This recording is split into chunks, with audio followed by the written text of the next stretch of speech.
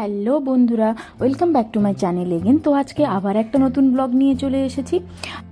অনেক দিন হয়ে গেল নতুন কোনো বড় ভিডিও দেওয়া হয়নি, তাই জন্যই ভাবলাম যে আমার ডেলি লাইফ ব্লগেরই কয়েকটা ভিডিও আমার গ্যালারিতে স্টক হয়েছিল, তাই সেই ভিডিওটাই প্রিপেয়ার করে তোমাদের সাথে আড্ডা দিতে চলে এলাম।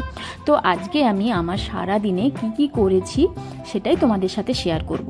তো সকালবেলা মোটামুটি যে আমার রুটিন থাকে, জেনারেল রুটিন, চা বিস্কুট খাওয়ার পর এবং ব্রেকফাস্ট করার পর স্নান টান করে নিয়ে বাকি কাজগুলো করা, কিন্তু আজকে একটু অন্যরকমভাবে দিনটা শুরু করলাম। ব্রেকফাস্ট করার পর আগেই কয়েকটা বাসন ছিল, সেগুলো আগে ধুয়ে নিলাম। আজকে আমার হাজব্যান্ড অলরেডি কলেজে বেরিয়ে গেছে, তার আজকে সকালেই ডিউটি পড়েছিল। তো যাই হোক, সেই জন্য রান্নার সেরকম কোনো হুজ্জুতিয়াস ছিল না, সে তার ক্যান্টিনেই খেয়ে নেবে। তাই আমার নিজের জন্য একটু রান্না করছিলাম। আসলে একা থাকলে কি হয় বলো তো, নিজের জন্য না রান্না করতে একদমই ইচ্ছে করে না।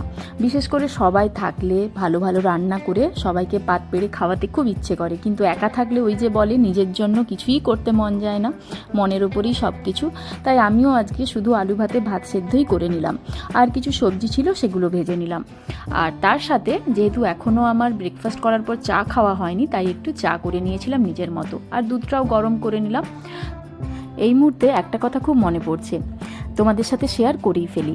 আসলে এই যে আমি সবসময় দুধ চা খাই বা দুধ চা খেতে একটু বেশি পছন্দ করি, এটা আমার পছন্দের, তার জন্য আমার হাজব্যান্ড সবসময় মোটামুটি আমায় কম বেশি বকাবকি করে। আসলে সত্যিই তো দুধ চা খাওয়া কিন্তু শরীরের পক্ষে একদমই ভালো নয়, কিন্তু ওই যে নেশার জিনিস যা হয়।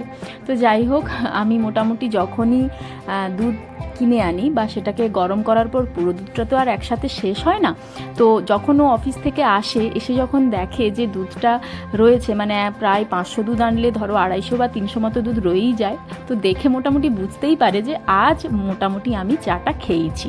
তো এই হলো আমার চা খাওয়ার কাহিনী, বিশেষ করে দুধ চা খাওয়ার কাহিনী।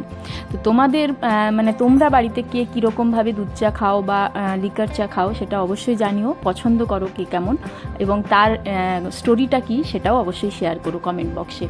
তো গল্প করতে করতে অনেক কথাই তোমাদের সাথে শেয়ার করে ফেললাম।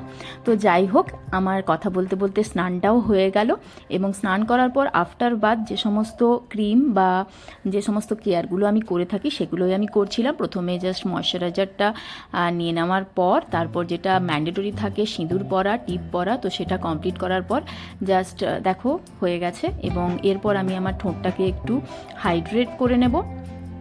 এবং তার আগে যেটা আমি বলতে ভুলে গেছিলাম, যে আমি সিঁদুর পরার পর, আমি তোমাদেরকে এর আগেও দেখিয়েছি যে বিয়ের পর থেকেই এটা আমি করি, শাঁখা পলায় এবং নোয়াতে সিঁদুর লাগানোর পর একটু প্রণাম করে নেওয়া, ঠাকুরের নাম নেওয়া, এটা আমি করে থাকি। এবার তোমরা কে কীভাবে সিঁদুর পরো বা সিঁদুর পরার পর কে কীভাবে এই নিয়মগুলো মানো কি না সেটা অবশ্যই জানিও।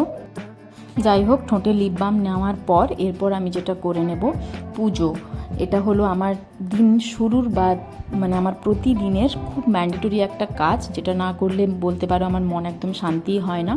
তো পুজো করার সময় যে আগের দিনে ঠাকুরকে দেওয়া জল, সেটা ঘটিতে ঢালার পর সেই জল চেঞ্জ করে ঘটি ধুয়ে ভালো করে আবার নতুন জল নিয়ে এসে ধূপ জ্বালিয়ে ঠাকুরকে নকুলদানা দিয়ে আমি আমার মানে শিবকে, আমার যে শিবের লিঙ্গ আছে সেই শিবের লিঙ্গে জল ঢালার পর 3 বার ওম নমঃ শিবায়, ওম নমঃ শিবায়, ওম নমঃ শিবায় বলার পর আমি আমার পুজো কমপ্লিট করি, এবং ঠাকুরকে যে যার যেমন মনের আবেদন থাকে, প্রার্থনা থাকে, সেগুলো জানিয়ে আমার পুজো কমপ্লিট করি। তো এভাবেই আমি পুজো করে থাকি। তোমরা বাড়িতে নিত্য পুজো কীভাবে করে থাকো সেটা জানিও।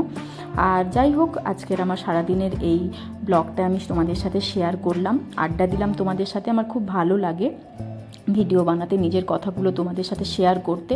তো আমার চ্যানেলটি অবশ্যই সাবস্ক্রাইব করো এবং ভিডিওটি